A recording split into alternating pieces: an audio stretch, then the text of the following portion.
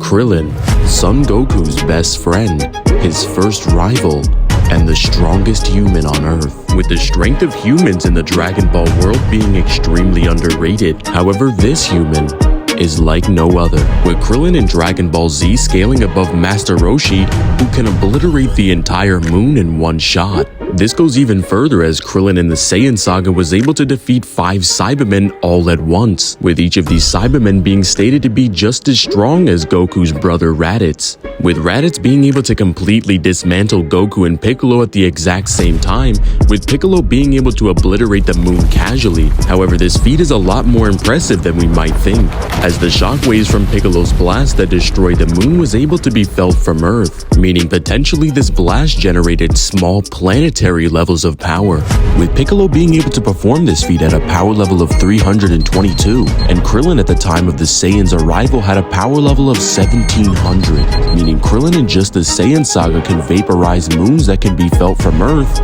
over 3 times over. But we're just getting started, with Krillin's Destructo Disc being capable of defeating Nappa in one shot, with Nappa when he's suppressed having a power level of 4000, meaning Krillin's Destructo Disc can one-shot characters over 2 times stronger than he is. However, this is just all we know, because when Krillin arrives on Namek, this is when it gets crazy. Krillin, in order to resurrect his friends from the dead, arrives on the home planet of God himself. However, Krillin isn't the only one looking to make a wish on the Eternal Dragon, as the literal strongest in the universe have their own wishes to make. After seeing evil face to face that even Vegeta is afraid of, he goes to planet Namek's guru and gets his potential unleashed. And once it does, Krillin goes from a power level of 1700 all the way to 13,000. With Krillin's power level at this point being even stronger than the King of the Saiyans, with King Vegeta while suppressed having a power level of 10,000, and King Vegeta was able to vaporize 3 planets just by lifting his hand. And Krillin's strength continued to grow as Krillin's potential was progressive, as he's able to take on the Ginyu Force, which is Frieza's elite members, and even fights against Captain Ginyu in Goku's body, with Captain Ginyu in Goku's body having a power level of 23,000. And now Krillin is face to face with the worst possible outcome, as the Emperor of the Universe confronts all of them with a battle power of 530,000, with Frieza undergoing a transformation into his second form with a battle power of 1 million, but even so, Krillin isn't out of the running yet. Krillin uses his Destructo Disc against second form Frieza, and if he didn't dodge, we would have got this moment a lot sooner, with Krillin in the V-Jump being stated to have a battle power of 75,000, meaning Krillin can one-shot any opponent over 13 times stronger than him. And this isn't even a one-time thing, as he's able to actually run away from Frieza and even blind him with the solar flare. You know, it's almost crazy to think about. If Krillin wasn't scared, he probably could have ended the Frieza saga right then and there. After being eclipsed by Super Namekians and Super Saiyans, the gap in strength is too far to overcome.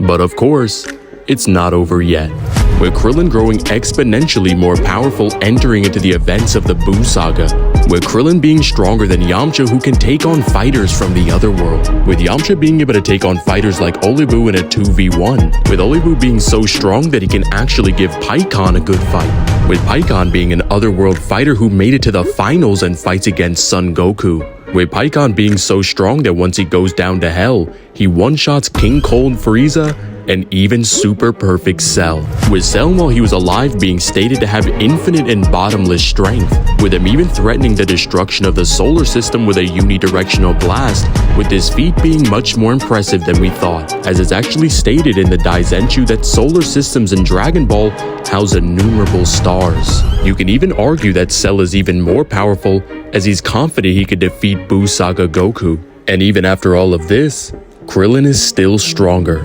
Fast forward to the events of Dragon Ball Super, the Saiyans have gotten even more powerful as they dive into a pool of power that is seeped in divine energy. When 5 Saiyans gather together and put their light into another, that Saiyan will become a Super Saiyan God.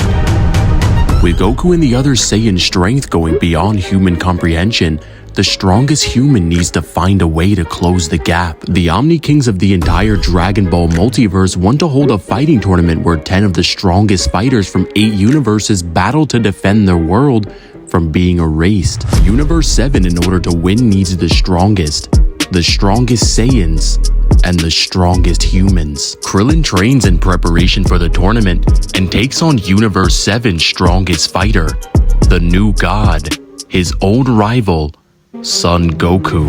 Krillin fights against Goku and doesn't do half bad. Even though Goku is most likely suppressed, Krillin is actually able to catch Goku off guard, which is ridiculous because Goku is a warrior with one of the highest battle IQs in history. As Goku, when he fights against the Universe 6 assassin Hit, who has the ability to literally jump 0.2 of a second into the future, is still read like a book by Goku.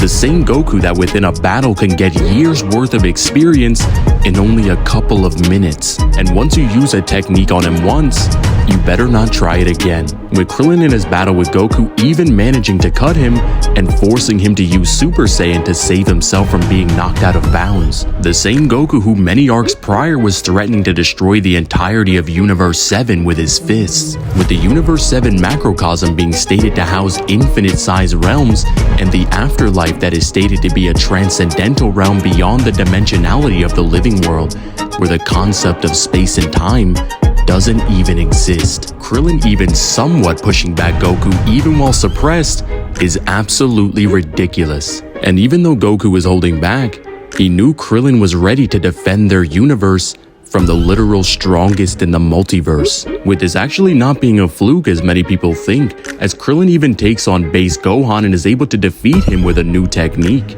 the Solar Flare times 100. With this new technique, he's able to blind Gohan and defeat him before he even knew what happened. With this actually being super impressive as Gohan has honed his senses to be able to fight while blind, as in the Zeno exhibition match he fights against Lavender while blinded and is perfectly able to counter his attacks the moment he feels contact, yet is still ultimately defeated by Krillin, with of course Gohan holding back as well, but not as much power as people think. Entering into the Tournament of Power, Krillin and 18 tag team together to fight against Universe 4's Shoza, with Shoza actually being able to defeat 18, forcing Krillin to handle this himself, with Krillin actually doing better than 18 as he uses his martial arts experience to get the best of him, with Krillin teaming up with Android 18 again to power up an energy ball that sends Shoza to the stands. Taking a step back and actually looking at this is actually super impressive, with Krillin being relative enough to 18 to actually benefit her in battles and even taking on opponents that can knock her out, with 18 later on in the tournament going on to defeat Rubrian, with Rubrian being able to fight against Super Saiyan Vegeta, and this same Vegeta would one-shot God Goku from the Battle of Gods arc, and logically 18 wouldn't have gotten any stronger if she didn't have any limit-breaking battles. Fast forward to the events of the Dragon Ball Super superhero movie, Cell Max has been let loose and is destroying all of the Z fighters, with the Gammas actually being stated multiple times to be as strong as Goku and Vegeta post-Granola arc, with this actually being less of a stretch than people might think, as the androids in the past, specifically androids 17 and 18, were ridiculously strong even with outdated data, as Dr. Gero only had data from the events of the Saiyan saga, yet was able to produce androids that can one-shot Super Saiyans with 3 years of hard dedicated training to defeat them. So it's not a far stretch at all to say that the Gammas with data from the Moro arc alone is able to match Goku and Vegeta post-Granola arc, even with the help of the Gammas and Orange Piccolo that is able to one-shot them, and even has statements from the author himself that he's as strong as Goku and Vegeta,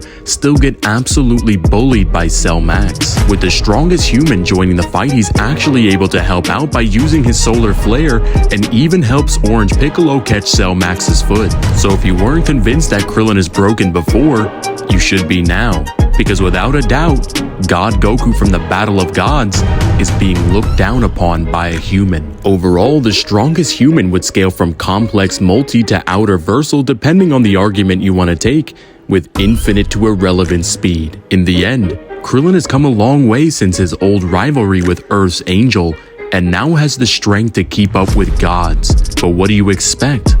When you train with Saiyans all day, it can get hard to tell the difference between a human and a god. What's up guys, it's Divine. If you guys enjoyed this video, make sure you guys like and subscribe and hit that notification bell so you never miss an upload. And make sure you guys go follow the TikTok and join the Discord server. All the links for those will be in the description. But tell me in the comments, who do you think can defeat Krillin? And one more question, who wins the Battle of Baldi's?